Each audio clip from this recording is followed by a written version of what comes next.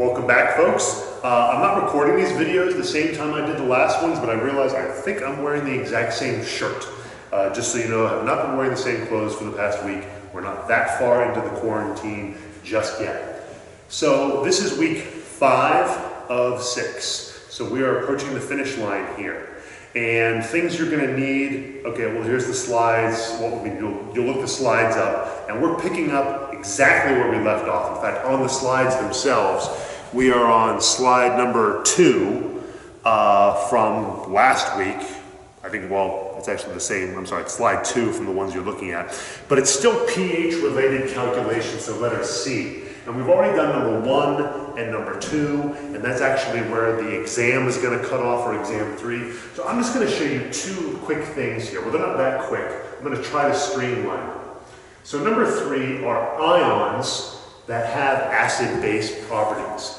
And I'm going to try to point you in the right direction when you do these kinds of problems because, again, they all start to look the same. And I'm going to try to do these 2 examples side by side, and hopefully that might make some sense. So we're still trying to find the pH. That's what we're trying to do here. So the first one we're going to look at is a point, well, let me make sure I get these right. And I may have taken these from the book. 0.25 molar ammonium chloride. Okay, that's fine. And the second one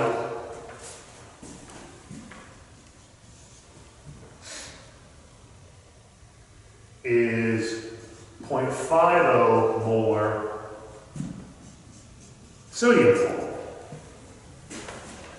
Again, so the real question is, what is the pH of a solution of these 2? Now, the key here is you want to look at what's called the parent acid or the parent base of those 2 ions. And do they have acid-base properties? That sounds really complicated, and you can see on the notes, I'm not writing these down, it says cations of weak bases are weak acids. And anions of weak acids are weak bases. So you want to write those 2 things down, A and B there under the notes. So well, what does that mean? Well, first off, ammonium is this ion. Okay? Well, what is its parent? Now that's going to be an acid. What is its parent base? Well, ammonia is the parent base. Oh, I forgot to mention this. The other thing you're going to want is the appendix in your book, the ionization constants for the Kas and Kbs, so acids and bases, because I'm going to make reference to those, but I'm not showing those tables up here. So you want reference to those. And that's a weak base. It has a Kb listed. So if you look at ionization constants for weak bases, you will see that one. So that is a weak base. What does that mean? That means that ammonium is a weak acid. Fine. So we actually have an equilibrium that we'll have to set up here. Oh, chloride. Oops, I didn't need to write that there. Well, that's chloride. HCl is the parent acid. But we don't care about HCl because that's a strong acid. So we eliminate chloride. Chloride does not have acid-base properties. Ammonium does. And again, I'll point you in the right direction with some of these problems. Over here, this is sodium with a +1 charge and fluorine with a -1 charge. The parent base of sodium +1 is sodium hydroxide, but that's a strong base, so we don't care about that. The parent acid of fluoride is HF, also known as hydrofluoric acid. Take a look at the Ka table. Is there a Ka for hydrofluoric acid? Yes, there is. So, fluoride is a weak base. Okay, now I'm going to try to streamline these problems because here's a couple things. You can look up a Kb for NH3, no problem. Just look it up on a table. How would you get the corresponding Ka of ammonium? It's a Ka times Kb calculation. So you'll take this Kb, convert it into a Ka for this. Ka times Kb equals Kw. It's a pretty straightforward calculation we've done before. Same thing here. Look up the Ka for hydrofluoric acid and calculate the corresponding Kb for F minus.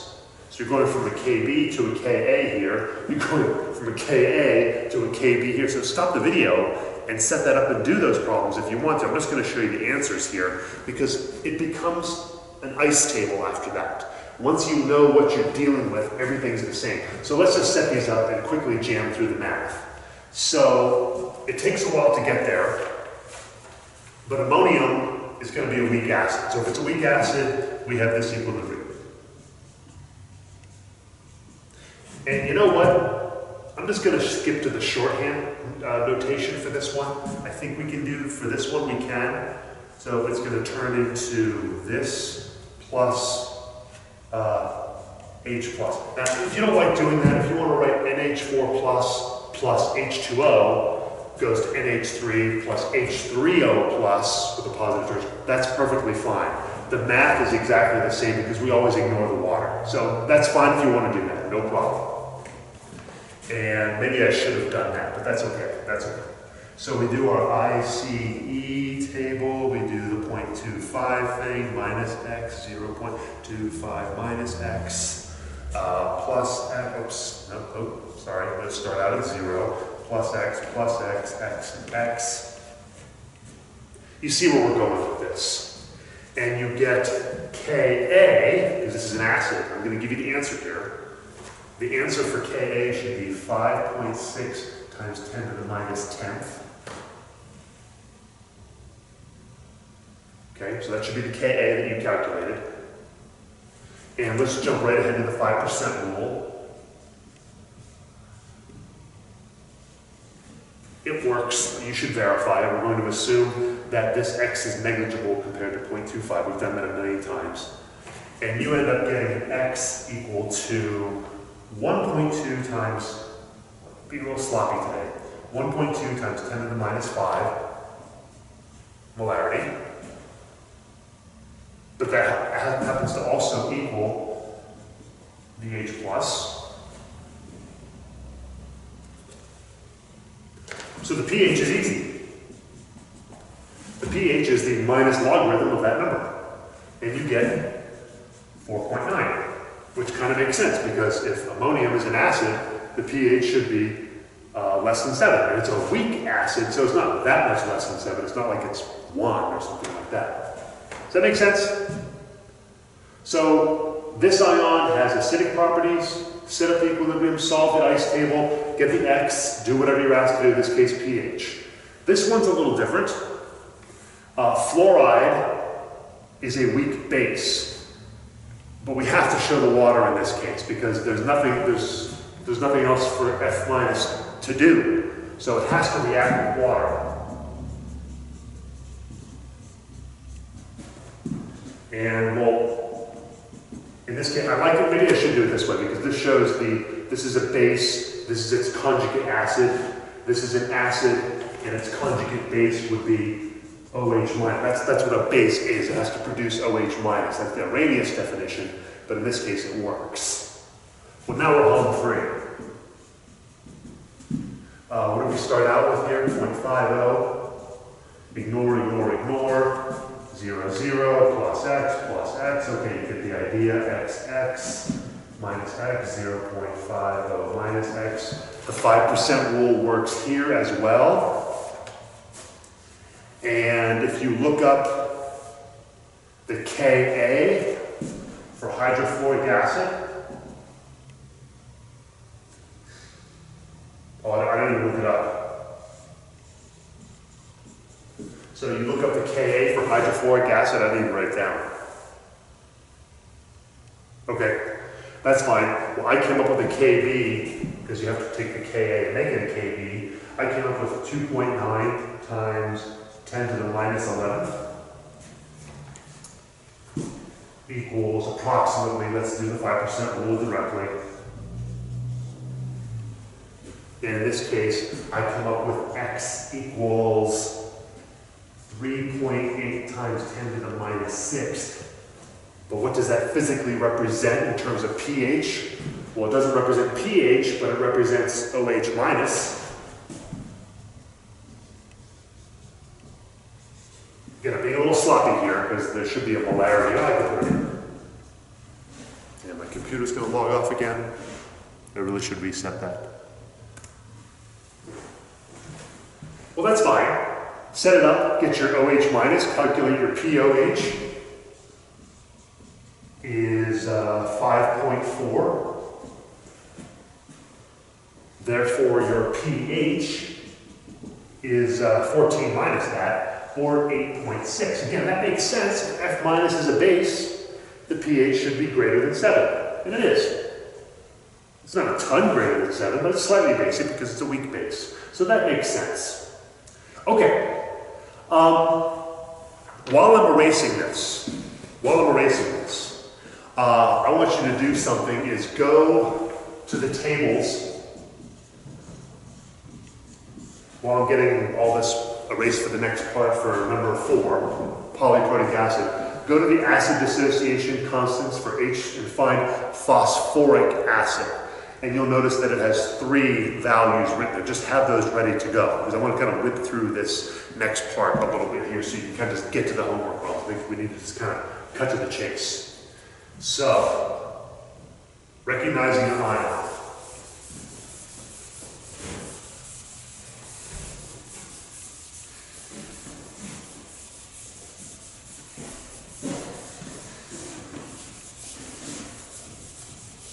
And you'll notice when you look up those values, there's 3 of them. The first one is huge compared to the other 2. Compare. They're all small because they're all weak. But the first one is enormous.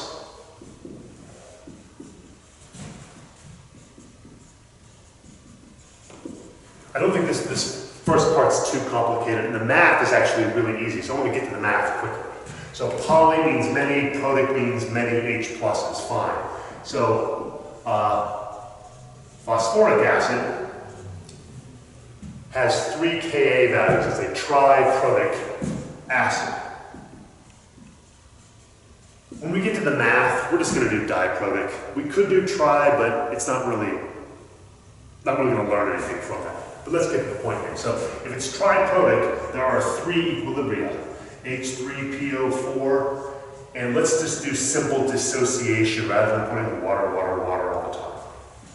So there's the first H plus that's lost, and what's left behind? H2PO4 with a -1 charge. But then another one of those is lost, so we take that, bring it down here. Another one is lost, and now we have HPO4 that has a 2 negative charge equivalent. Then we lose the third one, bring that down.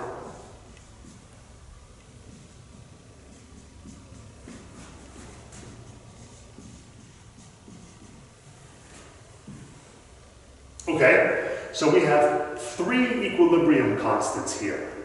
Now I think what you can do is, well, I guess I can write them down, it's not that big of a deal. And we call those Ka1, Ka2, and Ka3. And I'm just going to write the values over here. You can look them up yourself. 7.5 times 10 to the minus 3rd. 6.2 times 10 to the minus 8th. And 4.2 times 10 to the minus 13th.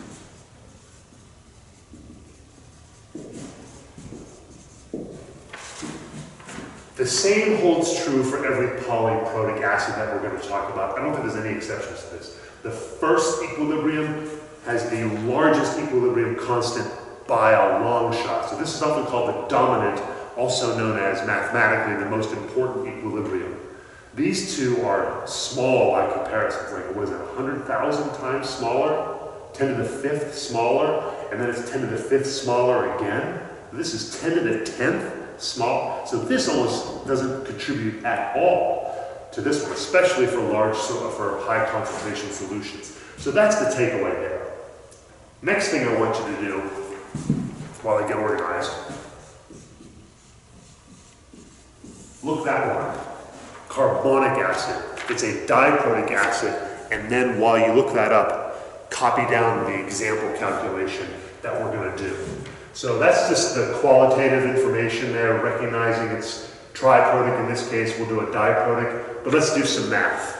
And I think I just took this example from your book. And I'm gonna really streamline this one because it's right in your book. So that's just the qualitative stuff. Let's do a problem.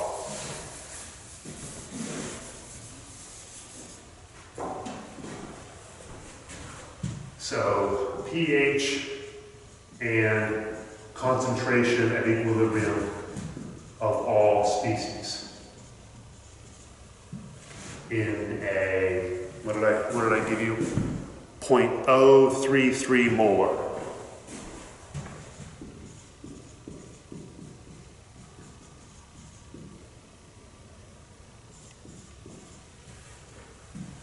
Fine, okay. So it's diprotic. There are two Ka values which you can look up. So we have two things going on here. We have H2CO3. Is it easier to, yeah, to show this as simple dissociation?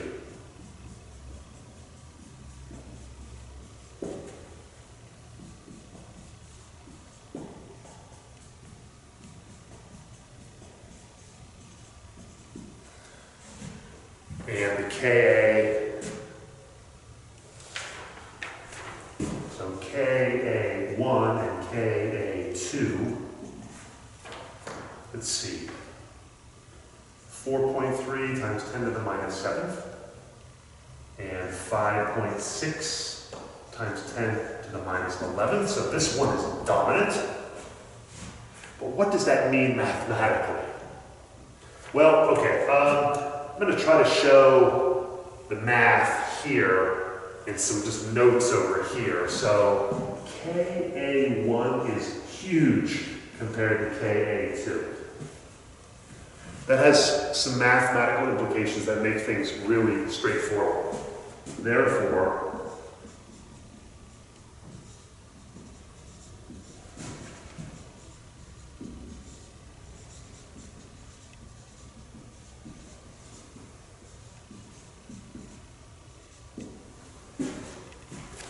that means that we can calculate, in effect, it's an approximation, but it's a good one, is that the H plus and the HCO3 concentrations, the equilibrium concentrations, are primarily determined by this first equilibrium.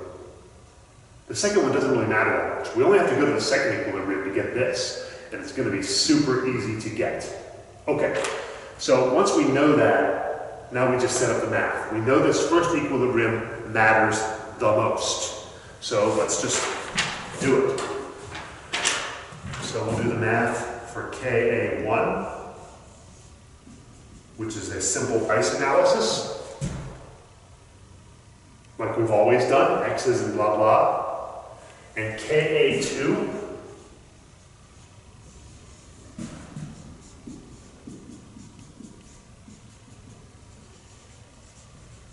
we're not going to need to do an ice calculation. So we go from here, and then we go over to there. But why do I need that? Because this almost doesn't matter that much. So the first one is the one we can do the ice analysis on. So let's just set it up and do everything, and I think you'll see how the math works. Okay, this is a simple ice problem, so I'm going to rewrite the equilibrium. H2CO3 in equilibrium with H plus HCO3 minus. You see exactly where I'm going. Go ahead and stop the video if you want to and see if you get the same X.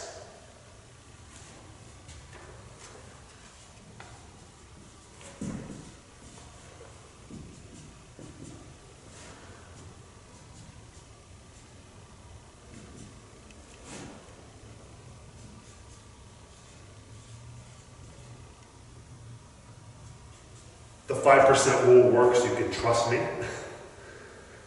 And then we're going to set up, I'm not even sure I need to do all of this. So we're going to have x squared divided by 0.033 equals Ka1. Okay, that's fine.